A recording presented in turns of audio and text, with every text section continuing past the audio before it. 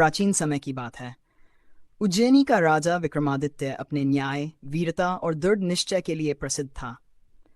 एक दिन राज्य के एक वृद्ध ब्राह्मण ने दरबार में आकर कहा, राजन, मुझे सिद्धि प्राप्त करनी है।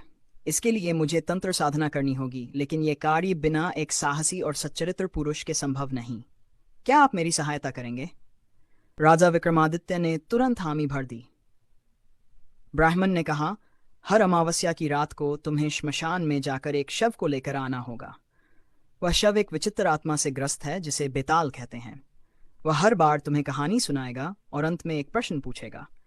यदि तुम उत्तर दोगे तो वह फिर पेड़ पर लौट जाएगा, लेकिन अगर तुम चुप रहो तो वह तुम्हारे साथ चलेगा।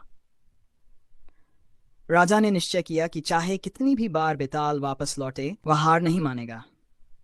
वे श्मशान गए, बेताल को कंधे पर उठाया और यात्रा शुरू की। हर बार बेताल ने एक कठिन कहानी सुनाई जिसमें नीतिशास्त्र और धर्म के गूढ़ प्रश्न छिपे होते।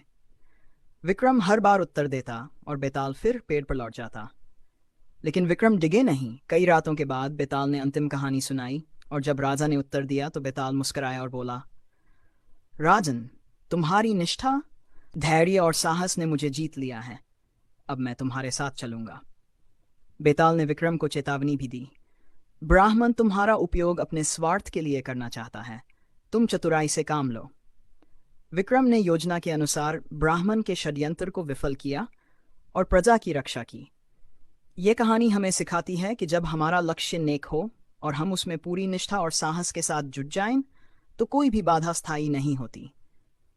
धैर्य, विवेक और संकल्प से हम हर संकट को पार एक कर सकते छोटे हैं। से गांव का नाम श्यामपुर था, जहां एक साधारण परिवार का व्यक्ति मोहन रहता था।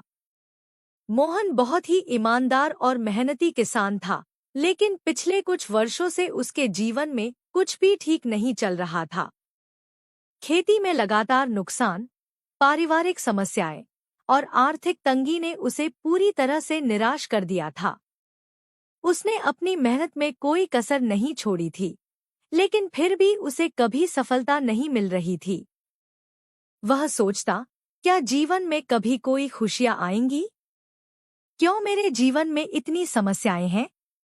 इसी तरह के विचारों में डूबे हुए एक दिन मोहन को पता चला कि गांव के पास एक सद्गुरु का आगमन हुआ है, जो सत्संग कर रहे हैं और अपनी दिव्य शिक्षाओं से लोगों का जीवन बदल रहे हैं। गांव में चर्चा थी कि सद्गुरु के सत्संग में जाने से मानसिक शांति मिलती है और जीवन के कठिन सवालों के उत्तर मिल जाते हैं। मोहन ने पहले कभी सत्संग में हिस्सा नहीं लिया था, लेकिन इस बार उसने सोचा, शायद सद्गुरु के पास मेरे जीवन की समस्याओं का हल हो। वह अपने काम छोड़कर अगले ही दिन सत्संग में शामिल होने का निश्चय कर लेता है।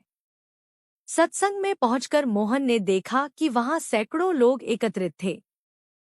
सबकी आंखों में एक चमक थी, एक उम्मीद की किरण।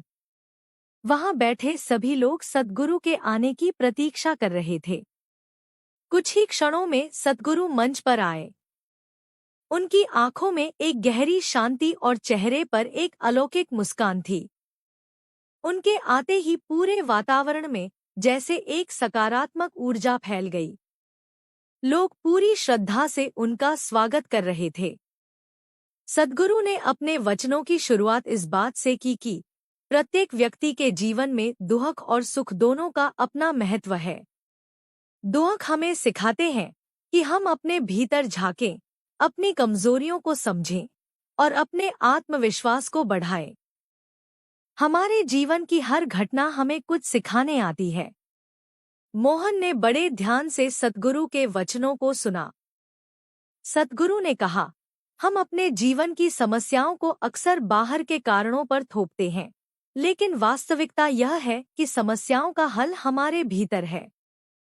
जब हम खुद को बदलने का प्रयास करते हैं, तो धीरे धीरे हमारे बाहर की दुनिया भी बदलने लगती है। अगर हम खुद को, अपने विचारों को, अपने दृष्टिकोण को बदल लें, तो परिस्थितियां भी हमारे अनुकूल होने लगती हैं। सद्गुरु के वचनों ने मोहन के हृदय में गहरी छाप छोड़ी। उसे महसूस हुआ कि अब तक उसने अपने दुखों का कारण दूसरों को समझा था, लेकिन आज उसे पता चला कि शायद वह खुद ही अपनी समस्याओं का कारण है। उसने सोचा, अगर मैं अपने जीवन को सकारात्मक रूप से देखना शुरू कर दूं और अपने दृष्टिकोण में बदलाव लाऊं, तो शायद मेरे जीवन में भी खुशियां लौट आएं। सत्संग के बाद मोहन ने सोचा कि वह सद्गुरु से व्यक्तिगत रूप से मिलकर अपने जीवन के सवालों के उत्तर पूछे। वह सद्गुरु के पास गया और बोला, गुरुजी, मैं एक साधारण किसान हूँ और मेरे जीवन में लगातार समस्याएं चल रही हैं। मैंने हर संभव प्रयास किया, लेकिन सफलता नहीं मिली। कृपया मुझे बताएं कि मैं अपने जीवन को कैसे सुधार सकता हूँ। सद्गुरु ने मुस्कुराते हुए कहा, बेटा, जीवन में सफलता और सुख पाने के लिए सबसे पहले अपने मन में शांति और संतोष लाओ। जब तक हमारा मन अशांत रहेगा, हम बाहरी दुनिया में सुख की खोज करते रहेंगे, लेकिन हमें वह सुख नहीं मिलेगा। मन को शांत करने का सबसे सरल तरीका है ध्यान और आत्मचिंतन। सद्गुरु ने मोहन को ध्यान करने की विधि सिखाई और कहा, रोज कुछ समय के लिए अकेले बैठकर अपने भीतर झांकने का अभ्यास करो। अपने विचारों को शांत करो और अपने भीतर की आवाज को सुनो। धीरे धीरे तुम्हें अपने जीवन के हर सवाल का उत्तर मिल जाएगा। मोहन ने सद्गुरु के बताए गए निर्देशों को पूरी निष्ठा से अपनाया। वह रोज सुबह उठकर ध्यान करने लगा और सद्गुरु के वचनों को जीवन में उतारने की कोशिश करने लगा। उसने अपनी सोच को सकारात्मक बना लिया और हर परिस्थिति में शांति बनाए रखने का अभ्यास किया। धीरे धीरे उसने